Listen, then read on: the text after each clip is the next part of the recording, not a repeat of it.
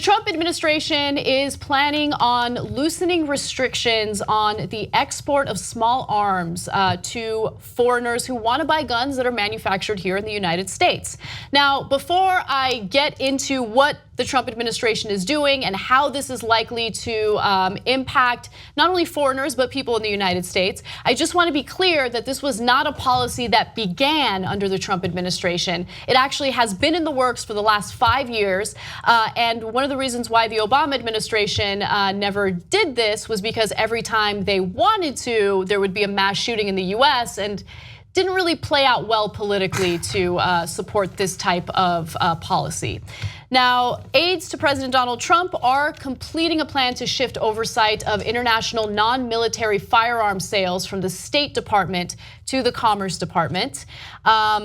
According to a senior administration official, there will be more leeway to do arms sales. You could really turn the spotlight on if you do it the right way. Now, let me break things down a little bit. So when it comes to the Defense Department, if they are in charge of oversight in regard to the sale of small arms to foreigners, they're gonna have stricter regulations, right? Because they're gonna keep national security in mind. They might be a little more considerate about civil rights abroad and how these weapons might be misused. But when it comes to the Commerce Department, it's a little different. They deal with trade. And so if the goal here is to help benefit weapons manufacturers in the United States and increase exports, well, this is what the Commerce Department would want to do. So there's going to be less regulation, less oversight. The changes, which can be enacted without congressional approval, could be made public this fall, followed by a period of public comment with implementation as early as the first half of next year. Now, Saudi Arabia is one of the main countries that's interested in enjoying the benefits of this program and its lack of oversight. Well, it's not just small arms that we sell to Saudi Arabia, as we found out after Donald Trump's Saudi visit. Right. You know, yeah. we sell them bombs too. Of course we do, which is fascinating considering Saudi Arabia's involvement in what happened on 9/11. But there's no travel ban from Saudi Arabia, maybe because there's some financial interest that Trump has with that country, right? Now, since Trump was elected in November, the share price for gun manufacturers actually has gone down, and that's because Americans are less concerned about gun regulation under Republican leadership.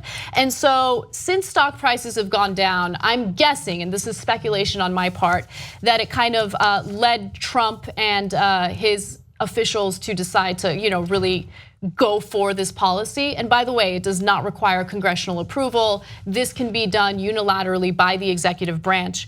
On Tuesday, following the Reuters report on the administration's plans, the share prices, though, of these gun manufacturers did go up as much as 18%.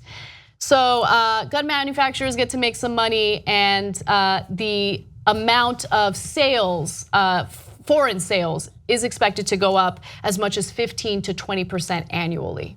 That, by the way, that's my favorite factoid ever of all time, is that domestic gun sales fall significantly under Donald Trump. And the NRA, which has nothing to do with protecting your constitutional Second Amendment rights at all, and everything to do with the financial interests of the gun manufacturers that they represent, is so desperate to sell more guns that they are now running on this narrative with Dana Loesch, if you guys remember, and this is something I covered a couple of times, like where they're running on this narrative that a civil war is likely to happen, and that there are protesters out on the streets that are violent Antifa thugs, and you need to arm yourself to potentially defend yourself. Right. Like they've gone to such lengths that they would literally start a civil war if they potentially could. And now instead of doing that, we're going to be exporting our second most successful industry after Hollywood, which is just gun violence. And now, France can have more of that. When we think about mitigating the damage of terrorism in Europe, a big part of that is because they do have very strict gun control laws, and that it is very difficult to find small arms, as they call, like small arms. For those of you who don't know, assault rifles are still considered under small arms, like an AR-15. Now they'll be able to mow down crowds with the same efficiency that they'd be able to do here, like they do in San Bernardino, for example. If we sell guns to Saudi Arabia, I wonder how the how the right will respond to the fact that you're arming Arabs. What do you mean? We arm Arabs all the but time. like putting it together, like but I know you're doing it, but like that's what it is. You're putting the gun in the hand of. I mean, the what you're saying about the Civil War is coming. It's in the Second Amendment's wording is to like create militias. To have a well-regulated militia. We're arming militias, and the difference is now we can't track it. We can't. There's no executive branch involved, and yeah, you should be cynical of the executive branch when they're making deals with foreign governments, but especially you should be cynical of these companies that are just going to try to pour guns in the hands of literally anyone. You talked about Fast and Furious being like a government or operation that funneled guns in there and then lost track of them. There is no original keep track of them aspect possible now. That's right. It's just going to be in there, and they're going to be in the hands of whoever wants to buy one.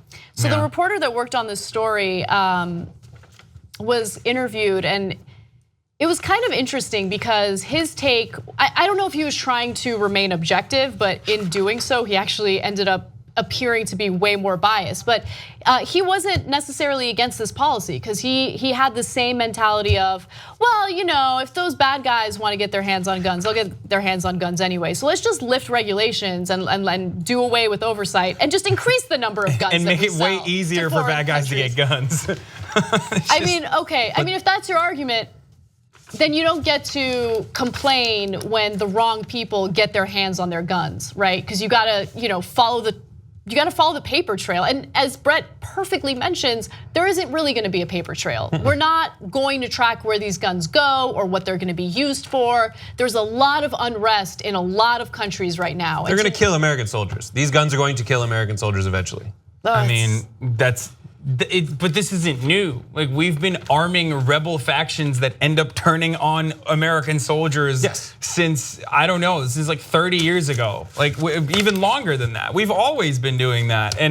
And it's not new. That's imperialism. We might as well give them small arms on top of the heat-seeking missiles that we're supplying the Saudi Arabian military with so they can fucking destroy Yemen. And now at least like the civilians will get to have fun with AR-15s and be able to shoot whatever kind of slaves they own in their compounds.